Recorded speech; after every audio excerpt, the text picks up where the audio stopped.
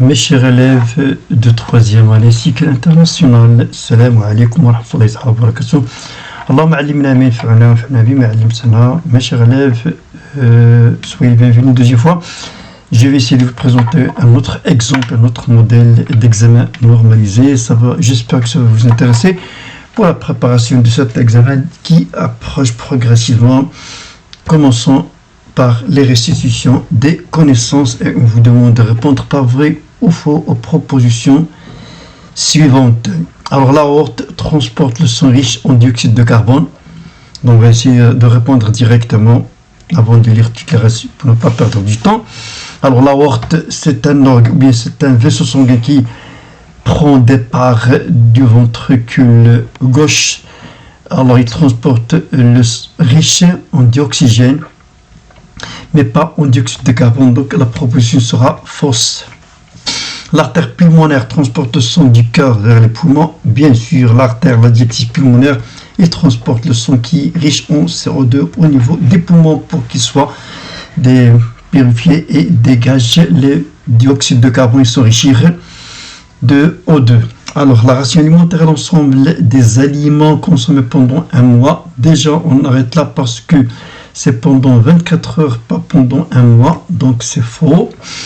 Le kwashiorkor est une carence en vitamine C, donc la vitamine C, normalement, ça provoque le scorbut, maladie qui attaque la gencive des dents. Mais le kwashiorkor, c'est une carence alimentaire due à un manque de protéines et de protéines d'origine végétale surtout. Alors, l'alvéole pulmonaire est l'unité structurelle fonctionnelle de l'intestin grêle. Non, ici, pulmonaire, ici, l'intestin grêle. C'est déjà faux, c'est de l'appareil respiratoire.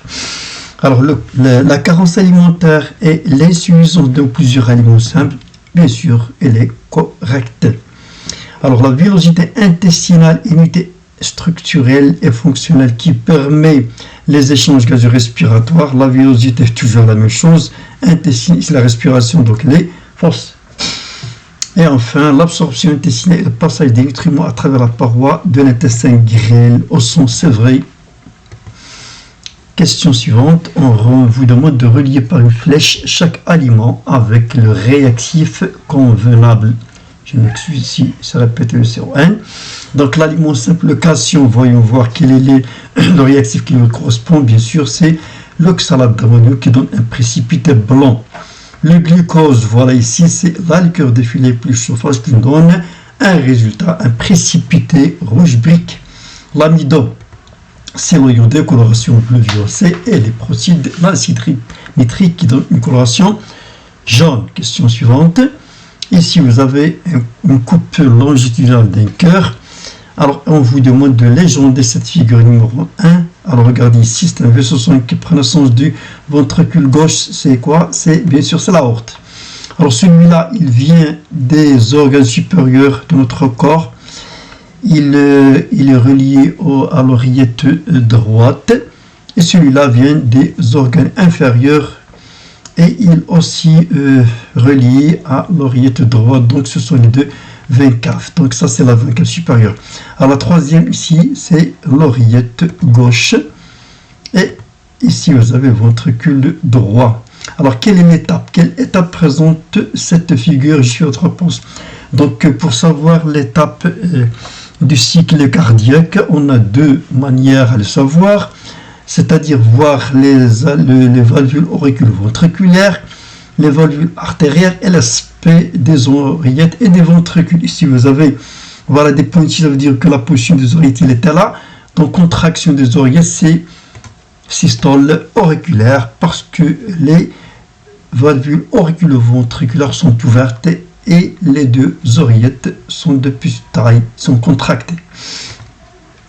La question suivante, raisonnement scientifique, communication écrite et graphique, on vous demande ici, afin de mettre en évidence le devenir des protides. Donc déjà, prenez l'idée des protides, quelle réaction, l'endroit de dégradation de ces éléments dans le tube digestif. On propose les données suivantes. La courbe ci-dessus, celle-là, représente les résultats obtenus in vitro, c'est-à-dire à l'intérieur des tubes ASC à l'aide de sucre pancréatique. Donc vous avez ici deux éléments à bien savoir de quoi il s'agit, sucre pancréatique et des protides.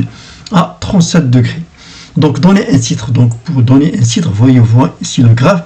C'est déjà simple, on l'a répété plusieurs fois. Qu'est-ce qu'on fait? On lit ce qui est écrit sur l'axe des ordonnées et on ajoute en fonction de ce qui est écrit sur l'axe des abscisses. Donc la concentration en grammes par litre de quoi? Des acides aminés et des polypeptides en fonction du temps en minutes. Alors deuxième question se basant sur les données du graphe. Complétez le tableau suivant. La concentration des acides aminés en grammes par litre et la concentration des polypeptides. On commence par la concentration des acides aminés en grammes pour le temps 0. Donc les acides aminés ici, temps 0, on a 0. Voilà, comme on le sait. Et puis, pour le temps T1, vous avez 0,5. Et le temps 1, voilà, on a 1 gramme par litre. Pour la concentration des polypeptides, voilà, la courbe, il est inverse. Polypeptides en 1, ici 0,5 et ici il y a 0. Voilà, une dégradation et une augmentation des acides aminés. Déjà, vous pouvez avoir une idée ce que vous avez vu pendant le cours. Quelle relation y a-t-il entre les acides aminés et les polypeptides? Et vous avez le sucre pancréatique. Alors, décrire l'évolution de la concentration des acides aminés et des polypeptides en fonction du temps. Donc, vous le voyez ici, vous avez une courbe descendante, voilà. Donc, il y a une dégradation, c'est-à-dire une diminution de quoi? De la concentration des polypeptides en fonction du temps. Mais ici, on a démarré par 0 et on est arrivé à 1 pour les acides aminés. Alors, comment vous pouvez expliquer cette évolution? Donc, déjà, on a dit qu'il faut faire une relation entre polypeptides, le sucre pancréatique et les acides aminés.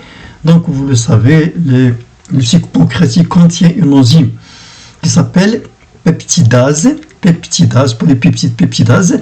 Qu'est-ce qu'il fait? Il dégrade la molécule des polypeptides en quoi? En acide aminé. Donc le sucre pancréatique contient une enzyme qui est la peptidase qui découpe la grosse molécule des polypeptides en molécules plus simples des acides aminés. Alors écrire la réaction de cette évolution. Donc on a mélangé les deux, les polypeptides, et on a ici le sucre pancréatique qui contient, voilà, mais toujours avec l'eau, l'hydrolyse, le résultat, les acides aminés. Alors, quel est le devenir des acides aminés au niveau de l'intestin? Maintenant, dégradation et la gestion totale des polypeptides qui résultent de la dégradation aussi des protides. Et enfin, l'acide aminé, quel est le devenir de ces acides aminés au niveau de l'intestin grêle? Et on vous demande quelle est la structure responsable de ce phénomène. Donc, bien sûr, c'est l'absorption et au niveau des villosités intestinales. Alors, la respiration est une caractéristique spécifique aux êtres vivants à travers laquelle se font les échanges gazeux respiratoires avec leur milieu de vie. Pour savoir comment se déroulent ces échanges, on propose les données suivantes.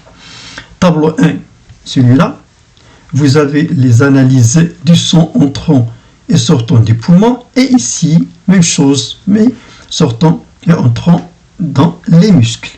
Et voilà les résultats qui sont ici. On peut prendre une idée déjà. Vous avez ici la quantité d'O2 dans le sang. Ici, 53, la quantité de CO2. Ici, sortant 20. Donc ici, vous avez la quantité d'O2, 100 litres, c'est 15 dans les poumons. La quantité de CO2, 53. Ici, le sang sortant des poumons, 20. Ici, au niveau, le CO2 est 49. Le tableau 2, alors le sang entrant dans les muscles, ici 20. La quantité d'O2 dans 100 ml de sang. Ici, la quantité de CO2, 56. Alors, le sang sortant des muscles, 15, 52. Donc, on va reprendre ce tableau. Alors, comparer la quantité d'O2 et CO2 dans le sang entrant et sortant des poumons.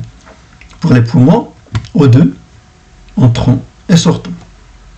Donc, voilà, qu'est-ce qu'on peut constater? Qu'il y a une augmentation. Donc, la quantité d'O2 dans le sang entrant est inférieure à celle du sang sortant et la quantité de CO2, voilà, entrant 53 et sortant 49. Donc déjà, on peut prendre une idée. Alors, comparer la quantité d'O2 dans les muscles. Alors, la quantité d'O2 dans les muscles, dans le sang entrant est supérieure à celle sortant, et la quantité de CO2 dans le sang entrant est inférieure à celle qui va sortir. Alors déjà, on peut avoir une idée pour l'explication, pour les résultats, pour les questions suivantes. Alors, expliquez ce qui se déroule au niveau des poumons et au niveau des muscles en exploitant les données du tableau. Bien sûr, lorsque le son arrive au niveau du poumon, il est chargé normalement de CO2, il est pauvre en O2, il va s'enrichir en O2 et s'appauvrir en CO2, mais au niveau normalement du muscle, il y a l'inverse, et le son va se débarrasser du O2, il va se charger de CO2 résultant de l'oxydation des nutriments au niveau des cellules musculaires. Alors, quel est le rôle du son? Bien sûr, c'est un transporteur des gaz respiratoires des poumons vers les cellules et des cellules vers les poumons. Alors, au niveau des cellules, l'O2 réagit avec le glucose C6H6. On vous demande de donner la réaction de ce phénomène et nommer là. Alors, c'est quoi? Voilà la réaction. L'oxydation des nutriments, exemple X, le glucose, il nous donne résultat CO2 qui va être dégagé, le O2 et plus l'énergie. Alors, c'est quoi ça? C'est la respiration cellulaire. Alors, ici, vous avez un autre exercice qui parle de la circulation. Dans le but d'étudier la circulation du son dans le corps, on vous propose le document suivant. Alors, montrez par des flèches le sens de la circulation du sang sur le schéma. Alors, vous avez ici l'artère, celui-là, qui vient des poumons, voilà, et celui-là, il part des poumons de l'oreillette du ventricule droit vers les poumons. Donc, commençons par numéro 1. Deuxième question. Voilà, le sens. Voilà. Donc, ici, l'artère pulmonaire vers les poumons. Les veines pulmonaires, on revient. Ici, l'artère aorte, il va en direction de différents organes. Alors, précisez la couleur du son au niveau de la partie A. Voilà la partie A. Ici, le son qui est venu des organes. Donc, il est rouge sombre, c'est-à-dire riche en CO2. Mais en B, il est riche en O2. Et rouge clair. Toujours le même exercice. Comparer les deux éléments 2 et 8 à l'élément de celui-là. L'élément de celui-là. Donc, celui-là, il est venu du cœur droit. Donc, il est chargé en CO2. Et celui-là, il est venu des poumons. Le CO2 a été débarrassé ici et s'enrichit en O2. Il devient rouge vif. Il contient le sang riche en O2.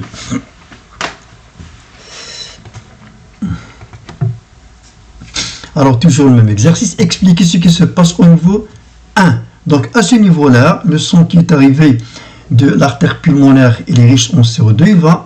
Il y aura un échange gazeux respiratoire à ce niveau-là. Le sang va se débarrasser de CO2, s'enrichir en O2, et puis il va revenir. Donc, ici, il y a un échange gazeux respiratoire entre le sang et l'air alvéolaire.